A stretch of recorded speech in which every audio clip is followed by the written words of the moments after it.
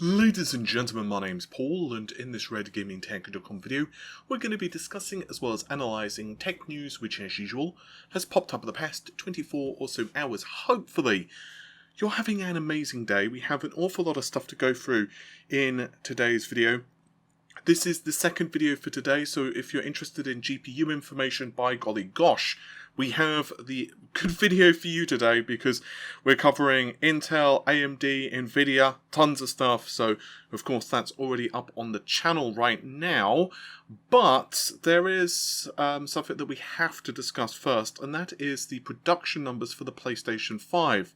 If you recall, in July of this year, there were reports that Sony were increasing the number of units manufactured from 6 million, well it was 5 to 6 million, by March of next year, so 2021, and instead we would see 10 million units produced by end of year. Clearly that's a pretty substantial increase as to the number of consoles which is manufactured, but there was a recent report over at Bloomberg, and this has set the internets alight.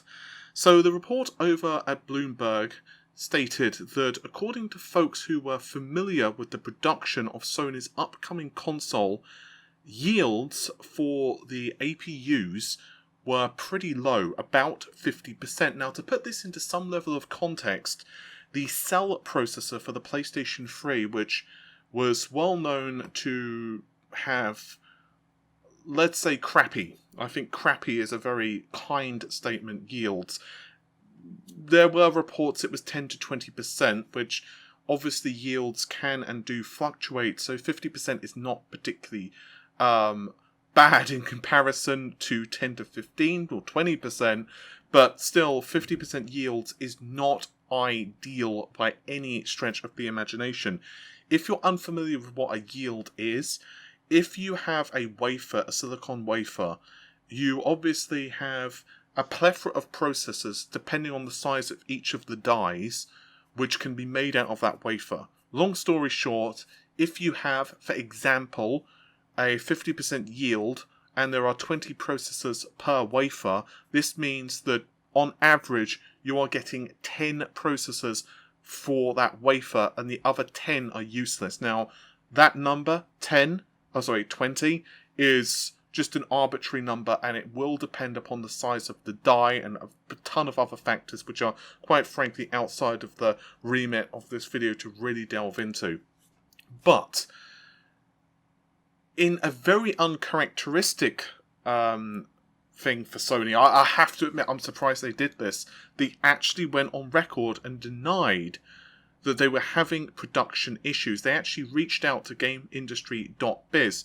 As I'm sure most of you are aware, Sony's event is tomorrow, and obviously, given that this was actually affecting their stock, plus furthermore it was affecting people's opinion of AMD too, I'm not surprised, I suppose, in some ways they reached out, but it is still uncharacteristic of Sony to respond so quickly in many instances. But anyway, they said that while we don't release details related to manufacturing, the information provided to Bloomberg is false. We have not changed the production number of PlayStation 5 since the start of mass production. End quote. By the way, mass production did start in June, and essentially the PlayStation 5, to my knowledge, was doing pretty well with MP. It is quite expensive to produce, as I've detailed on the channel several times now. I'm hearing that the bill of materials could be, well, there's a couple of reports. One of them was around 430 to 450, I don't remember the exact number, and one was a little higher, I think it was around 460 to 480. So clearly, it's not a cheap console, and it's not just the cost of the APU, but so many other factors, even down to the shipping costs of the system, the controller, and of course, other things like the plastics for the case, blah, blah, blah. All of that comes together, but I think one of the really big driving factors of the cost of the system, honestly, is the cooling solution. So this brings me to the analysis part of this. If you've been a regular viewer, you'll know that several times I've mentioned that I'm hearing the yields weren't bad for the PlayStation 5. They were actually slightly better than expected. And obviously, that's not a number. So better than expected, it's like if you're thinking that the yields are going to be 60%, but they end up being 61%, it's better than expected. But simultaneously, it's not that great compared to yields of other chips, kind of thing. However, the bottom line is, I did hear that the yields were decent for both Xbox as well as the PlayStation 5. So this report denying this, by the way, it was pretty much last minute. I'm actually re-recording this audio just to be totally transparent with you all. And my original audio was essentially saying that we're waiting for Sony to confirm or deny this. But here's the fact. Clearly, even if they do hit the targets, there is a good possibility that you're going to need to pre-order your console because, quite frankly, the console is going to be super duper popular. And being really honest with you, one of the reasons that allegedly I was hearing that Sony were kind of doing this and increasing the numbers was because of some concerns for the global pandemic which is going on right now. Let's just say that there is a second wave in countries which affect Sony's manufacturing capability. They have a few choices. They could A, weather the storm, or B, they can say, well, you know what we're going to do? We're going to set up shop in a different country. They could start producing it in, say, Mexico or another facility, because honestly the assembly isn't so bad of the console itself. It's actual APUs which are much harder to produce as they're being made at TSMC's fabs. So the actual fabrication of the console APU is more difficult, but the actual assembly of the console itself, it's not too bad. I'm not saying it's exactly put the square peg into the square hole, but it's not terrible either.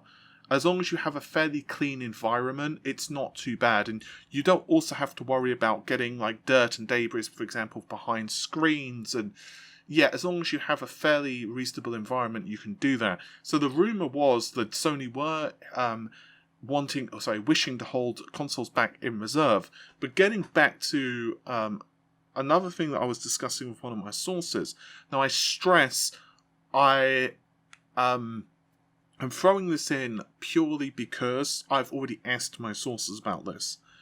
They were still saying that they believed that the 7nm process was okay and the PS5 was okay in terms of yields, which was really puzzling me given the earlier report from Bloomberg. But there was a very interesting statement that I was told.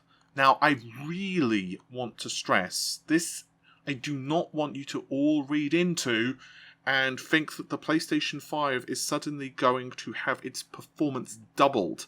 This is a very ambiguous statement, but at this point, everyone's being super duper tight-lipped because the PS5 event is literally 24 hours-ish from now. So everything's just going to be revealed anyway, and I think those who do know, they don't want to spoil the surprises, which I don't blame them. But I was told, and I quote, I am hearing that there will be a surprise reveal at tomorrow's event. And,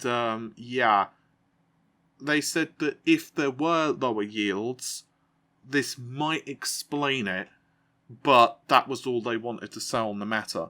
So it seems that the yields aren't lower, but there might be a surprise event on Sony's, at Sony's conference. And honestly, the only way I can interpret that, assuming this is true, and I'm only able to, as of the time I'm recording this, only one person's responded back. Normally I have a few sources, but as of the time I'm recording this, only one person has responded back to me, because obviously this is all happening so bloody last minute. So their information may be inaccurate, or they're just trolling me. But to be fair, I do know that they have good information, so more likely it...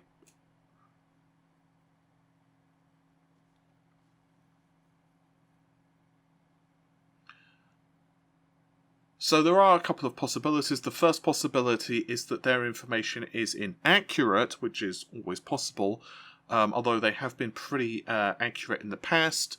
Or this Sony event is not just them detailing games and prices and release dates. So there might be a teardown, because otherwise that statement of, it being kind of a surprise reveal doesn't make any sense. Them showing more gameplay, just for example, of Ratchet and Clank. I couldn't think of any other game. I'm tired. It's a long day. Forgive me. If they showed more gameplay of Ratchet and Clank or Demon Souls or whatever, that doesn't answer that question. So it kind of sounds like there's going to be a teardown. The only thing I have against that is that everything I've heard so far is this is just Sony announcing the price, the release date, although it's leaked so much at this point, and of course more games. I would also be interested if Sony did do a teardown at this event. It would be very uncharacteristic of Sony to do that. At least I think. Then again, thinking about the PS4 Pro, although it wasn't a teardown, Sony did, during the reveal, mention certain technical details. It wasn't a full teardown. They didn't rip apart the system and be like, there's the PSU. But they did drill down into some of the things and explain things like them wanting to push towards HDR images and how HDR could improve the the image quality and all this other stuff. So maybe. But as of the time I'm recording this, Sony are denying it. But I still would, if you do want to pick up a PlayStation 5, I would not just chance popping down to your local GameStop. There's a Spanish retailer, El Corte Inglés, hopefully that's pronounced correctly. They are a very important retailer, allegedly, in Spain. I got a couple of DMs and tags about this, so credit to those who actually messaged me about this. And the PlayStation 5 is being listed as $399 and $499, with the latter being the console with the disc drive, and obviously the $399 being the digital-only edition.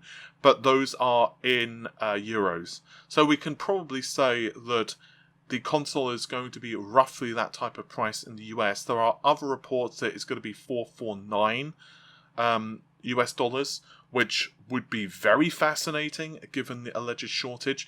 I don't think that Sony are going to charge more than Microsoft by any stretch of the imagination. I will be curious to see exactly which one releases first, and also if there are shortages. But getting from Sony, I do want to touch on some Microsoft-related announcements. The first of which is, if you reside in the UK, at 8 AM UK time, it's on September the 22nd, as of the time I'm recording this, I'm sure this will be different in like 5 minutes after the video goes live, you will be able to put a pre-order down for the Xbox Series X or the Xbox Series S. And this is also confirmed by Samuel Bateman, who is the marketing lead over at Xbox UK. So I'm going to read his tweet. If you purchase from the Microsoft Store UK, payments are taken a day before the dispatch of the console. All access for Xbox is available only via Game and Smith's Toys, and not all of the retailers are listed, but again, you will be able to pre-order through either the Microsoft Store, Amazon, Game, Argos, Currys/PC World, John Smith, Smith's Toys, AO, and very.co.uk. It'll be interesting to see how many consoles are actually available in each of those regions. So again, I'm really hoping that there's not huge shortages, because quite frankly, that would suck an awful lot. Keeping on the subject of Microsoft, something else I think is pretty cool from them is that cloud gaming is now launching with Xbox Game Pass. There's over 150 games now which are available. So this is going to be available in 22 countries, and it will start the 15th of September, so that's today as of the time I'm recording this. There are, of course, a plethora of games which are actually pretty awesome. We've got games like Tell Me Why, Spiritfarer, Destiny, Battletoads, Forza Horizon as well, Batman, Arkham Knight, there's a Blair Witch, which is not too bad actually, Bloodstained, Ritual of the Night, which I think is pretty fantastic, Dead Cells, obviously tons of the Gears games, Halos, blah blah blah. I'm not going to read through all of them because I'll be here until Christmas, but long story short, there are a ton of offerings here from Microsoft. What's really cool about this is if you are not yet an Xbox Game Pass Ultimate member, you can join for just $1 to begin with, and then it becomes $15 a month after that. And of course this means that you will be able to play games on your smartphone and tablet too if you want to play with cloud gaming. You can get those from, you will just need to download the Xbox Game Pass app, which is available from whatever store, and then obviously you can just play your games however you would like. I honestly think that the value proposition of Game Pass is getting better and better. It definitely is not perfect by any stretch of the imagination, but I do feel that Game Pass is a pretty damn fantastic reason to pick up an Xbox. And indeed, many people I know who are buying an Xbox, they've actually cited Game Pass as the reason for it. And then the final piece of news for today, Jeff Grubb is actually mentioning that Microsoft are going to be spending a lot of money that isn't an acquisition. And the way it was phrased to me, it would be, quote, a big deal. Then he went on to say that they were bringing a ton of large titles to Game Pass. Jeff Grubb said, and I quote, "That's the kind of thing that would fit their model. We're not trying to keep these things off other platforms. We're just trying to make this the best place to play them. Something like that would make sense." Furthermore, Imran Khan had mentioned that Microsoft were looking to acquire Bungie. Stop me if you've heard this one before, but this is seemingly not happening because Bungie themselves are denying it. And this was from the boss over at Bungie, so head honcho Pete Parsons, simply stated that it was false.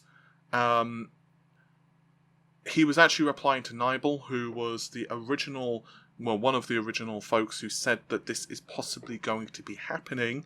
And then other journalists have reached out to Bungie asking if this is true.